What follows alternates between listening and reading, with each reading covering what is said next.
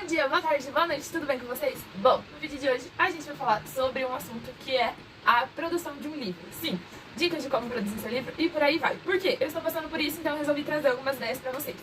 E assim, antes que me falem, nossa, você falou que não ia sumir, sumiu, eu sei. Eu tenho fofocas pra contar, mas é só no próximo vídeo. Então dá uma segurada aí que primeiro eu vou começar a vinheta e em seguida eu tô de volta.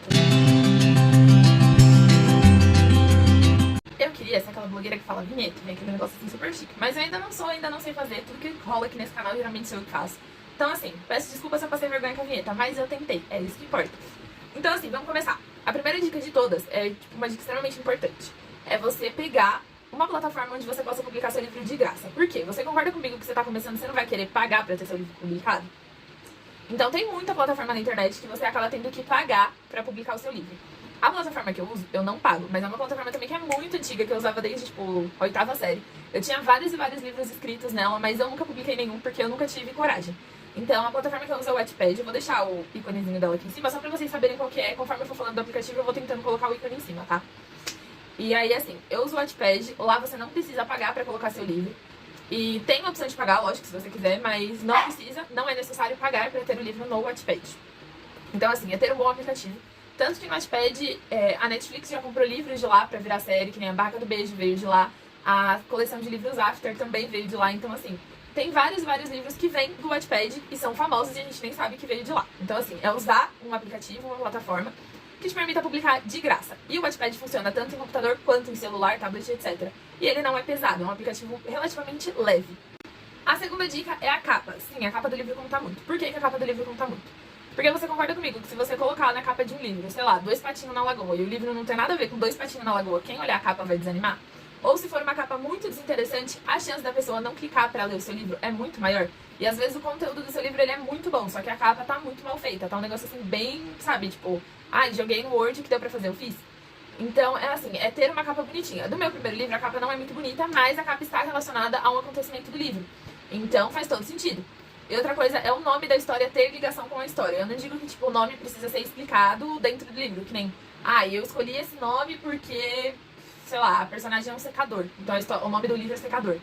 Então, não faz sentido nenhum, sabe? Você tem que ter um enredo que se auto-explique o título do seu livro, além da capa ser bonita. Porque aí, juntar a capa bonita, o título bom, mais a sinopse que fica embaixo bem escrita, vai atrair com que as pessoas cliquem no seu livro e leiam.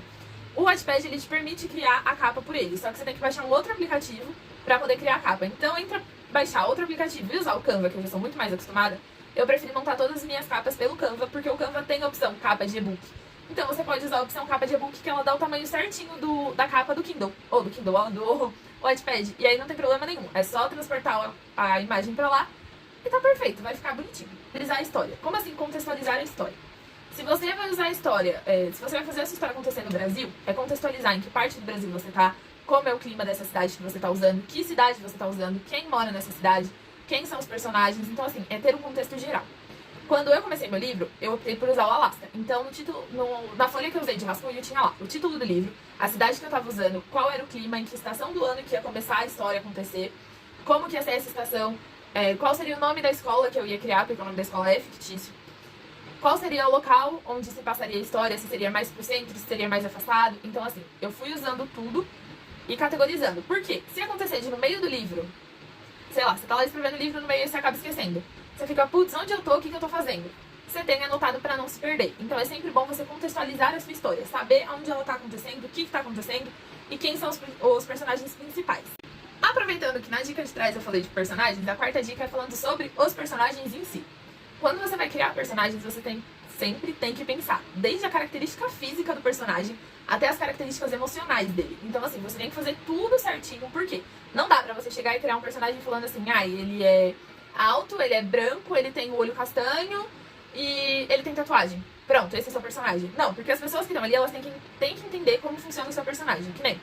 Na minha história, eu tenho 2 tipos de bad boys, personagens que são maus, relativamente. O primeiro bad boy da história, ele não é tão ruim assim. Ele é aquele famoso bad boy que vira mocinho, que quando você olha, você fala, nossa, é um bad boy, mas que depois ele se transforma num mocinho. Então, e aí a descrição dele é basicamente a descrição do Damon de Diário de um Vampiro. Quem conhece o Ian, vou ver se eu coloco a fatia dele aqui, porque eu não sei fazer isso ainda. Mas eu consegui, eu coloco. Quem conhece o Ian sabe como que ele é. Ele é moreno, ele tem os olhos claros, ele tem a pele branca. Então, assim, a descrição do meu personagem, que é o Eris, é a descrição do Damon. É basicamente a mesma pessoa. Uma mudança ou outra em questão de altura. Porque eu acho que o meu personagem tá um pouco mais alto que ele. E um pouco mais musculoso, mais bombado. E aí, ele é o bad boy, que não é tão bad boy, que ele acaba virando o mocinho da história depois.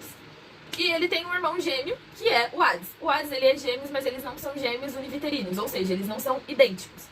Então, por eles não serem univitelinos, eu usei um outro Damon de um outro livro que eu li, que é da coleção dos Imortais. Eu tava lendo aqui em cima porque eu não lembrava de que coleção que era. Que ele é mais loirinho, ele é mais tipo anjinho, sabe? Só que na história ele é o mais ruim. Então, as características físicas dele são de um personagem tipicamente bom, do famoso mocinho. Só que as características emocionais que eu usei nele mostram que ele é um bad boy.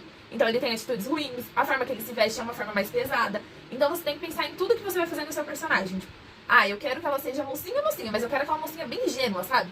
Então, desde a característica da montagem da mocinha, da personagem como uma mocinha, até as características emocionais, tem que trazer todo aquele fundo romântico para que quando você for falar dessa personagem, quando você for usar essa personagem, todo mundo que estiver lendo o seu livro entenda que ela é a mocinha, que ela é aquela mocinha delicada, a mocinha bobinha, a mocinha ingênua. Então é tudo isso, sabe? E aí depois, se você quiser mudar, você faz toda essa transformação.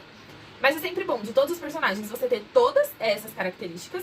E além de ter todas essas características, você também tem um resumo da história dele. Porque aí você concorda comigo que você não pode chegar simplesmente com o personagem e jogar ele lá sem história nenhuma.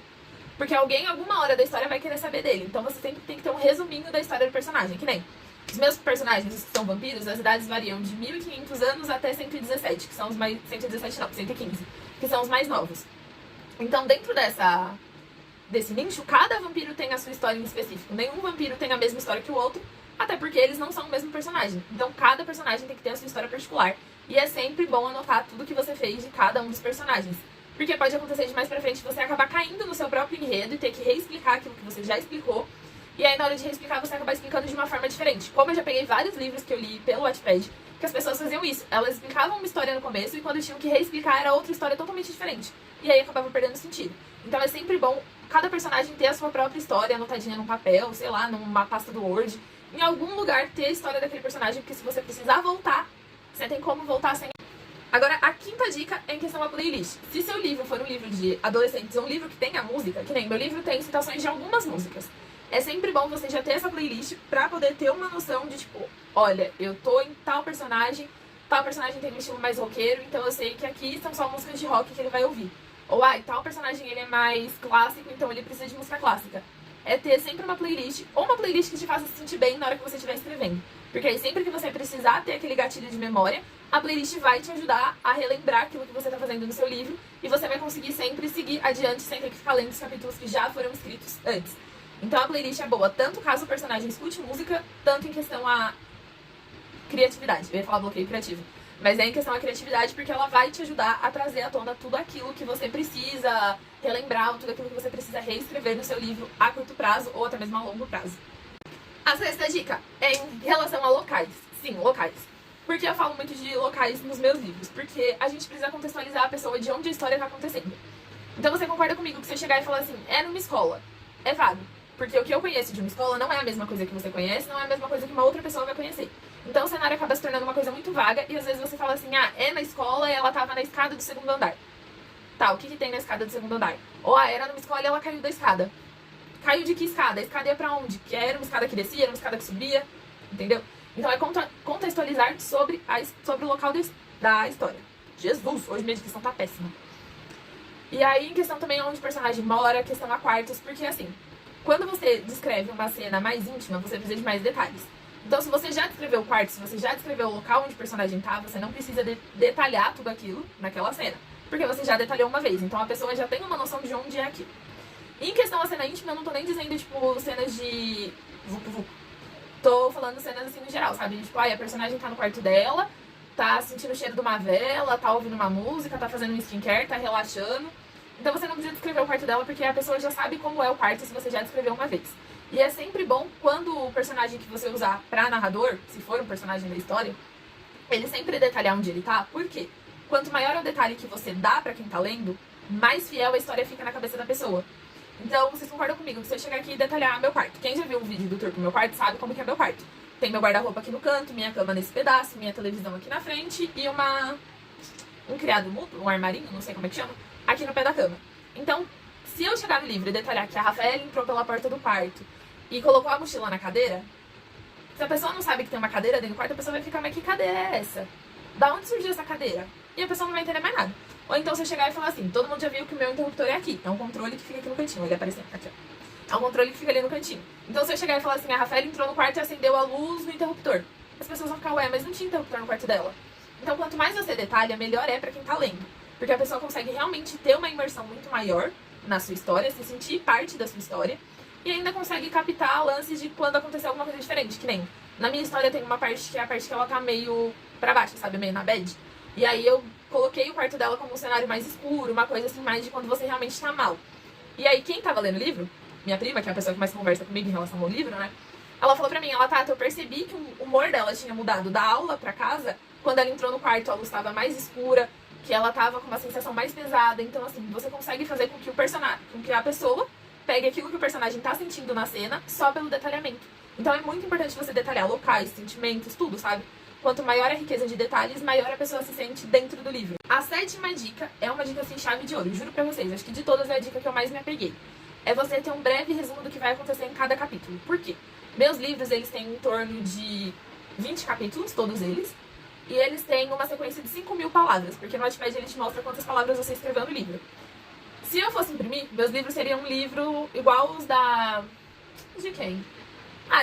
Da autora de Crepúsculo, que eu esqueci o nome dela agora. Da Stephenie Meyer. Eles seriam uns livros assim, porque eu tô usando a base dos livros dela, a base de formação dos livros padrões, que eles chamam, né? Pra fazer o meu livro digital. Então, se eu imprimir, ele vira um livro grande, normal, grosso, igual os livros que a gente compra por aí. Só que, por que eu faço esse detalhamento de cada capítulo? Um breve resumo, né? Porque se você pegar 20 capítulos e você contar de 20 formas diferentes a mesma história, você vai acabar se perdendo. Porque, tipo, no primeiro capítulo você apresentou, que nem a minha personagem se chama Renata. No primeiro capítulo eu apresentei a Renata, eu apresentei a tia da Renata, a casa da Renata, os amigos da tia da Renata e um amigo de infância da Renata. Essa foi a minha apresentação do primeiro capítulo. Se no segundo capítulo eu chegasse e já jogasse a Renata dentro da escola, não contextualizasse nada, não falasse que os pais dela tinham falecido, nada do tipo, quem leu o primeiro capítulo sabia que a Renata tava com a tia, sabia que a Renata tava no Alasca. Quem chega no segundo já chega querendo saber, mas por que a Renata tá no Alasca? Por que ela tá com a tia? Então você tem que ir contextualizando. E você tendo esse breve resumo de cada capítulo, por mais que seja em tópicos, você já sabe que aqui eu falei uma coisa, aqui eu falo outra, aqui eu falo outra. Mas essas 3 coisas, elas se encaixam. Então o breve resumo, ele serve pra te orientar como escritor, porque se você pegar também um livro e tipo, eu não vou conseguir escrever. Eu levo, em média, quase um dia pra escrever um capítulo do livro. Mas é porque eu sou muito perfeccionista, então às vezes eu volto muitas vezes e reescrevo muitos pedaços do livro. E a minha digitação ela não é uma digitação muito rápida. Até porque eu tô usando o teclado do tablet mesmo na tela, e não o teclado de fio, porque o meu queimou. Então a minha digitação ela se torna um pouquinho mais devagar. E aí acaba complicando um pouquinho mais. Então como que eu faço? Geralmente eu escrevo um capítulo por dia, começo um e termino no outro dia, que aí dá mais ou menos um capítulo e meio por dia. Nessa de um capítulo e meio por dia, você concorda comigo que o meio que ficou lá pra mim terminar de escrever, se eu não tiver a anotação de onde eu parei, o que eu quero que aconteça nessa história, a história perde o rumo? Porque são 2 dias totalmente diferentes que eu estou usando pra escrever, são 2 momentos totalmente diferentes, minha cabeça tá pensando de formas diferentes, e por mais que eu saiba que aquele é o livro, que aquela história tem que acontecer de uma determinada forma, se eu não tiver anotado, eu não vou saber o que eu tenho que fazer. Então eu sempre deixo o resumo de cada capítulo, deixa eu ver se eu... eu não posso mostrar porque minha prima leu o livro, senão eu vou dar spoiler pra ela dos próximos capítulos e isso não é legal. Mas eu sempre deixo breve resumozinhos, porque aí quando eu vou escrever o capítulo, se eu pegar um tablet hoje pra escrever, ou se eu pegar daqui 2 semanas pra escrever, eu sei o que falta, eu sei o que eu tenho que colocar e como eu tenho que colocar. Então o breve resumo ele serve pra te nortear em relação a cada capítulo. Pra ver também se o capítulo 1 encaixa com o 2, que encaixa com o 3, que encaixa com o 4, e se toda a história forma um conjunto de um livro. Então é sempre bom ter o breve resumo. Pode ser que tenha ficado meio confuso, mas é porque eu tô meio confusa também. Então desculpa nós aí, viu? Mas é isso. Ter um breve resumo é muito importante. De escrita de livro, mas coisas assim, é só me pedir que eu falo, viu? Eu vou deixar aqui embaixo o link do livro, do primeiro livro, ou do segundo, não sei. Ou o link no Wattpad, eu não sei como é que deixa, a gente não aprendi ainda, não me matem. Vou deixar ele aqui embaixo. Caso você tenha interesse de ler a minha história, de saber como é só ir lá, tá? Aceito comentários, viu? Pode deixar um comentário lá no capítulo que você quiser. Tipo, gostei desse capítulo, não gostei, enfim. Deixa lá que eu vou adorar ter uma noçãozinha. E aí depois, se você quiser colocar lá também que você veio do YouTube, que você tá sabendo do livro pelo YouTube, você deixa lá. Ou então você pode comentar aqui embaixo pra mim, li seu livro, gostei, não gostei, enfim. Tô aberta a críticas, tá bom? Não vou surtar. Talvez eu surte, não sei. Mas é isso, um beijo e até o próximo vídeo.